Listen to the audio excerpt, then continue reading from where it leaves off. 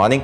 આજે શુક્રવાર એટલે સ્ટોક સ્પેસિફિક એક્શન બહુ મહત્વનું રહેવાનું છે બીકોઝ ઇન્ડેક્સ પોસિબલ જે સાઇડવેઝ જાય આવી સ્થિતિમાં કયા કયા સ્ટોક્સ આજે વોચલિસ્ટમાં ધ્યાન પર રાખવાના છે. Yes, good morning. એક તો આપણે સપ્ટેમ્બર મહિનાની મંથલી એક્સપાયરીમાં આપણે એન્ટર થઈ રહ્યા છે.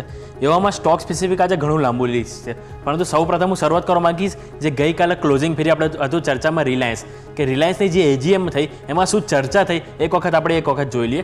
તો સૌ પહેલાં તો એમનું જે જીઓ અને રિલાયન્સ રિટેલ ઉપર તેઓ એવું અનુમાન કરી રહ્યા છે કે આવનારા 3 થી 4 વર્ષમાં તેઓ આવક અને ઇબિડા ડબલ કરવાની અહીંયાથી લક્ષ્ય ધરાવી રહ્યા છે, અને જે ન્યૂ એનર્જી કારોબારમાં કંપની અહીંયાથી મોટું યોગદાન આપશે એવું એમનું એક કોમેન્ટ્રી હતી. સાથે સાથે તેઓ સોલાર રિલેટેડ પણ બિઝનેસમાં તેઓ અહીંયાથી કામકાજ શરૂ કરશે, અને 5 થી 7 વર્ષમાં ન્યૂ એનર્જી બિઝનેસ એક તેમનો જે પ્રોફિટેબલ બિઝનેસ થઈ જશે એવું પણ તેમનું માનવું છે.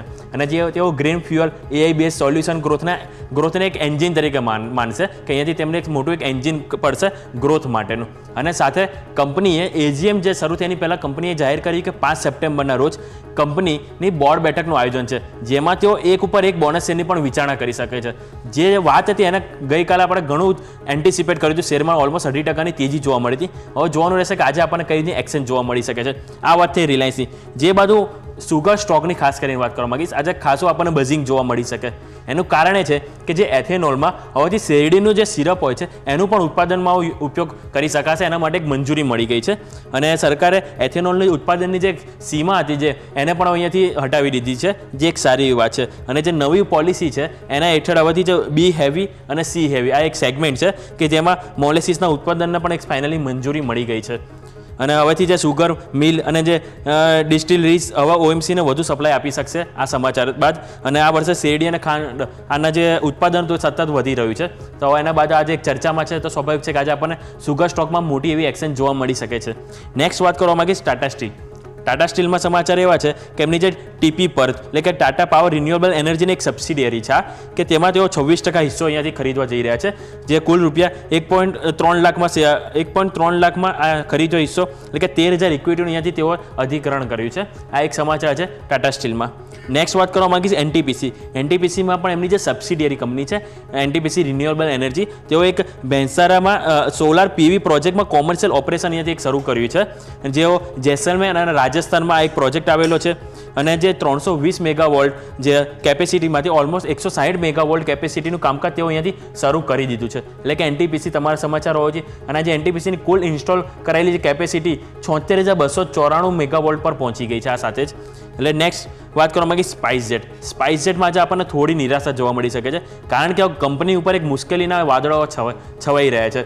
તેમાં જે કુલ એક તો એક સમાચાર છે કે ડીજીસીએ તરફથી એક તો એમની જે નજર એમની જે એક એમના ઉપર ધ્યાન વધારો કરવામાં આવશે. એનું કારણ એ છે કે એક તો કે એમની ઘણા ટાઈમ આપણે જોઈએ તો સાંજની જે ફ્લાઇટો ઘણી એમની રદ થતી હોય છે, એક કારણ છે. બીજું કે એમને જે નાણાકીય પ્રોબ્લેમો વધી રહી છે, અને હમણાં તાજેતરમાં સમાચાર આવે કે કુલ 150 કેબિન ક્રૂ મેમ્બર્સને તેઓ પગાર વગર 3 મહિના માટે તેઓ અહીંથી રજા આપી દીધી છે. એટલે આ બધી જે બાબત છે એના કારણે ડીજીસી થોડી સ્ટ્રિક્ટ બની ગઈ છે સ્પાઇસજેટને લઈને. એટલે સ્પાઇસજેટ તમારા નજર પર હોવું જોઈએ. નેક્સ્ટ વાત કરવા માંગીશ આરવીએનએલ.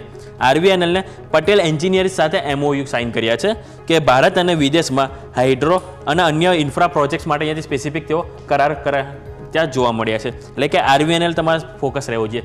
નેક્સ્ટ વાત કરવા માંગીશ તો આઈટીઆઈ.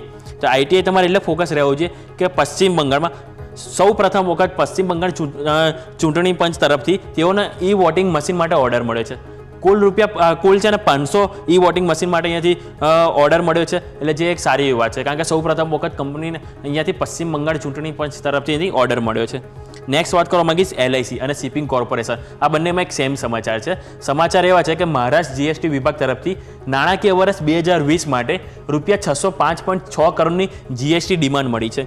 આમાં ટેક્સ, વ્યાજ અને પેનલ્ટી આજે કુલ રકમ છે એમાં ઓલરેડી ઇન્ક્લુડેડ છે. અને જે લોનના વ્યાજ તથા આઈટીસીમાં જે શોર્ટ રિવર્સલની જે ખોટી રીતે જે રજૂઆત કરવામાં આવી હતી એના માટેની આ એક આજે આક્ષેપ લગાવવામાં આવ્યા છે, જેના માટે એક જે ડિમાન્ડ છે એ મૂકવામાં આવી છે. નેક્સ્ટ શિપિંગ કોર્પોરેશનમાં પણ આવા સમાચાર છે. એમાં પણ નાણાકીય વર્ષ 2020 માટે જ કુલ રૂપિયા 160 કરોડની અહીંયાથી નોટિસ મળી છે કંપનીને. એટલે કે એલઆઈસી અને શિપિંગ કોર્પોરેશન, જેમાં આપણને એક સેમ સમાચાર જોવા મળે છે. નેક્સ્ટ વાત કરવા માંગીશ જય કોર્પ.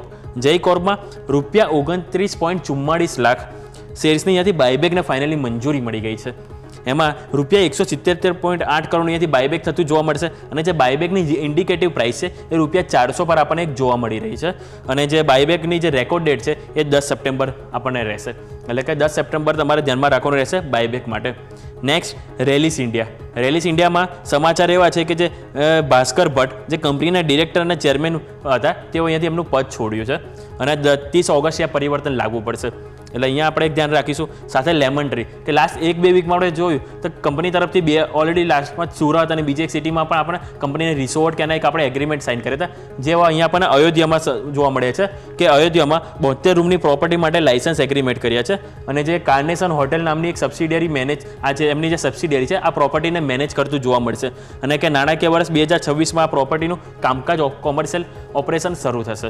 એટલે આ વાતથી લેમન ટ્રી હોટલ્સની. નેક્સ્ટ લાસ્ટ સ્ટોકની વાત કરવા માંગીશ તો CDSL કે સેબી દ્વારા એમને જે MD અને CEO તરીકે નેહલ વોરાની અહીંયાથી નિમણૂક જે કરવાની હતી એમને ફાઇનલી મંજૂરી મળી ગઈ છે એટલે કે CDSL પણ તમારા નજર પર રહેવા જોઈએ. હવે આજે શું ખાસ છે તો સૌથી પહેલાં તો આજે સેન્સેક્સની મંથલી એક્સપાયરી છે જેની ઉપર તમારી નજર હોવી જોઈએ.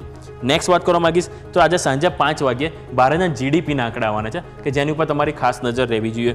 હવે IPOની વાત કરું તો ઓલરેડી આપણે જોયું કે પ્રીમિયર એનર્જીસ હતો જે ગઈકાલે ક્લોઝિંગ થઈ ગયું પરંતુ ઇકોસ મોબિલિટી એન્ડ હોસ્પિટાલિટી એનું આજે સબસ્ક્રિપ્શનનો છેલ્લો દિવસ છે કે જે તમે 3 વાગ્યા સુધીમાં તમે એનું સબસ્ક્રિપ્શન કરી શકશો.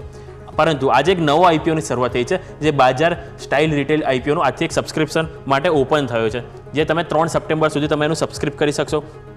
આ કંપની સ્પેસિફિક જે ફેશન રિટેલ ઓપરેટિંગ જે સ્પેસિફિક વેસ્ટ બેંગાલ અને ઓડિશા આ 2 રાજ્યો છે કે તેમાં એઓ ઓપરેટ કરે છે શરૂઆત કરી હતી પરંતુ જે બાદ 31 માર્ચ 2024 સુધીમાં કુલ કંપનીએ બિહાર, આસામ, ઓડિશા, ઝારખંડ, આંધ્રપ્રદેશ, ઉત્તર પ્રદેશ, ત્રિપુરા અને છત્તીસગઢ આ રાજ્યો છે કે જેમાં કંપની એમનું ઓપરેશન જે સ્ટોર છે આવેલા છે અને જે કંપનીના કુલ અત્યાર સુધી 9 સ્ટેટ અને 162 સ્ટોર છે. એટલે કે ઓવરઓલ કંપનીનો જે ઓવરઓલ ડિટેલ્સ આપણે વાત કરીશું ક્લોઝિંગ કેપિટલમાં કે કંપનીના કઈ રીતના ફંડામેન્ટલ છે કે ઓવરઓલ IPOનું કંપની ઇનડેપ્થ ડિટેલ્સ શું છે દરેક પર આપણે ચર્ચા કરીશું. તો ઓવરઓલ હાલ પૂરતું આ જે સમાચાર છે કે જે તમારે વોચલિસ્ટમાં રાખવા જરૂરી છે કે જેમાં તમને સ્પેસિફિક તમને એક એક્શન જોવા મળી શકે છે.